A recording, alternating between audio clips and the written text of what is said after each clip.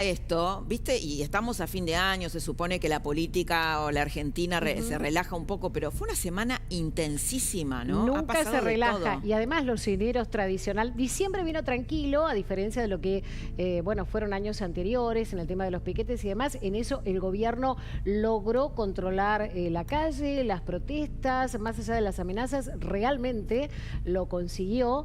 Pero bueno, tranquilo no se viene nada, Laura, ¿eh? No. Se sigue trabajando a full. Intenso. De hecho, el presidente ya lo dijo, no se toma vacaciones y sigue trabajando en muchos proyectos que va a ir presentando. Así es. Bueno, y la que está empoderada es una señora que vimos recién, que se llama Patricia Bullrich, porque aparentemente Mariel amplía su poder, es así, suma más poder la ministra de Seguridad. Así es. Yo te decía recién que el presidente no se toma vacaciones. Ay, ¿qué es esa capa que...? En la planta baja de la Casa Rosada, donde está el despacho del secretario de Legal y Técnica, ya está el proyecto en donde van a modificar o van a cambiar al Ministerio de Seguridad. Mira, superheroína de Milei, ¿no? Exacto. Por eso es la capa. Bueno, de hecho esta semana en realidad nunca perdió protagonismo, es la ministra, una de las ministras preferidas del presidente, pero esta semana también estuvo con los radicales y demás. Sí. Ahora, ¿de qué se trata este proyecto? Laura, les contamos que cambiaría de nombre el Ministerio de Seguridad y va a coordinar los sistemas de crisis. ¿Qué es lo que dicen?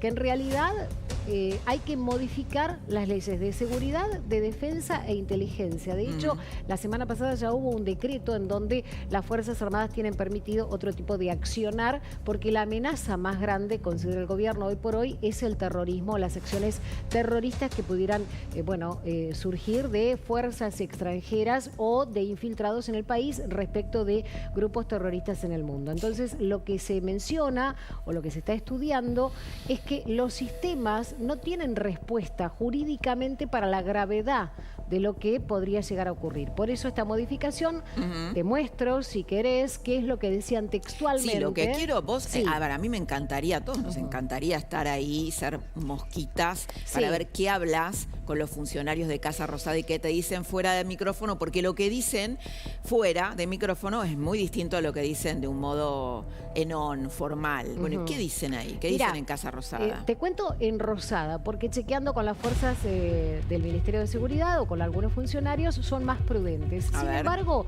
esto está entrecomillado. ¿Por qué? Porque es lo que sostiene una alta fuente de Casa Rosada cercana al presidente que conoce de qué viene este proyecto.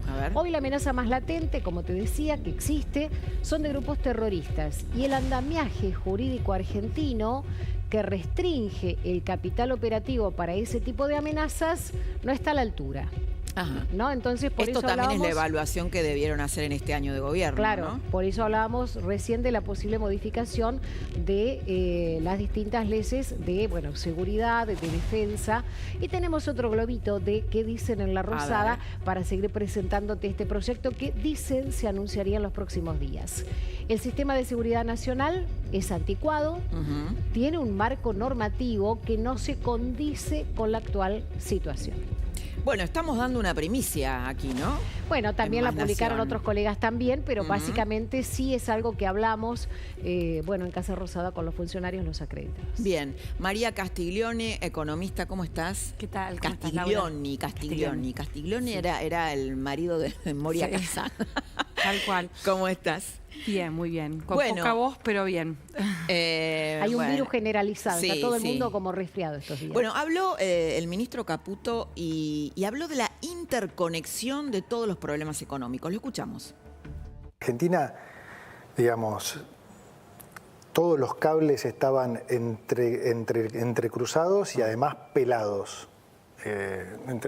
Los cables, me refiero a la política fiscal, monetaria, cambiaria y financiera, era todo un entramado que le errabas a un cable y explotaba todo o te electrocutabas. Si no hubiéramos implementado la política monetaria que implementamos los primeros 4 meses, el país hubiera ido a hiperinflación igual, aún con equilibrio fiscal. Entonces hubiera sido terrible porque hubiérase llegado al escenario no deseado aún habiendo solucionado la raíz del problema. Entonces después anda a hacerle entender a la gente que la raíz del problema era el déficit fiscal cuando en realidad vos después llegaste a una hiperinflación igual, claro. Aún habiendo solucionado eso. Bueno, ahí es la nota era con Mariano Pérez, ¿no, Mariel? Explicándole. No, estoy pensando que hoy, bueno, hay sindicalistas que, por ejemplo, no reconocen esto que está diciendo Caputo. A ver, uno puede tener muchas críticas, de hecho las hay, de economistas al programa de Milei, pero no se pueden desconocer ciertos indicadores, ¿no? Por ejemplo, la baja de la inflación. ¿Cómo ves estas declaraciones de Caputo? Bueno, tiene toda la razón. La realidad es que, bueno, cuando analizábamos la economía argentina durante el año pasado, ganara quien ganara, lo que veíamos era una dinámica explosiva de la economía. Sí. O sea, el desborde de la inflación es una consecuencia que marca justamente desequilibrios previos, ¿no? Y en Argentina lo que teníamos era una sumatoria de desequilibrios que se venían acumulando, que una de las que veíamos era el gasto público excesivo con el déficit fiscal, que se fue financiando con deuda en el mercado interno, pero con deuda también en el exterior. Argentina entró en default varias veces. De hecho, el gobierno de Alberto Fernández lo primero que hizo fue reestructurar la deuda, bueno, con lo cual nadie nos quería un alcohólico del gasto, Total, ¿no? Total. Y la verdad que la tentación siempre también es llegar y decir, bueno, hago un plan Bonex, pateo la deuda para adelante, bueno, hago una quita, que es resolver el momento, pero lo que haces es ganarte problemas futuros. Bueno, Argentina ya había hecho tantas veces eso. Bueno, que eso también es el populismo, ¿no? Claro. El comerse el corto plazo, sí, digamos, pero bueno, el ir al corto plazo y comerse el futuro. Tal cual, tal cual. Y como te decía antes, además de esto, no era el único problema. Vos tenías además una economía que desde 2011 no crecía, pero que además tenías desequilibrios de todo tipo.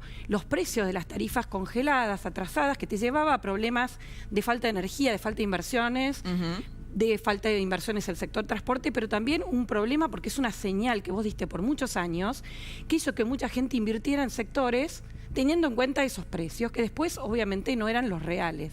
Y obviamente cuando uno sincera, pasó en 2016-2017, también siempre es problemático y crítico. Bueno, y esto además, es lo que Cristina Kirchner no se animó a hacer cuando lo podía hacer, ¿no? Si bien hoy en hay realidad varios... Néstor, te diría, el problema lo encaró Néstor Kirchner en su momento. Pero ¿te acuerdas que Cristina hablaba en su momento de la sintonía fina y que tenía que ver con esto, cuando ella gana con el 54% de los votos y finalmente no lo puede implementar? Claro, no lo hizo Néstor después de la emergencia. Hubo, de hecho, lo que se llamaba un IRREN con debido, que se trató de rever todos los contratos de las empresas de servicios públicos, reconociendo que Argentina había colapsado la convertibilidad, había tenido una crisis muy grande, que la pobreza había llegado a más del 60%, 27% de desempleo, y en ese momento el dólar saltó de 1 a 4, después quedó en 3, y obviamente había que reconfigurar los contratos que ajustaban todo por tipo de cambio.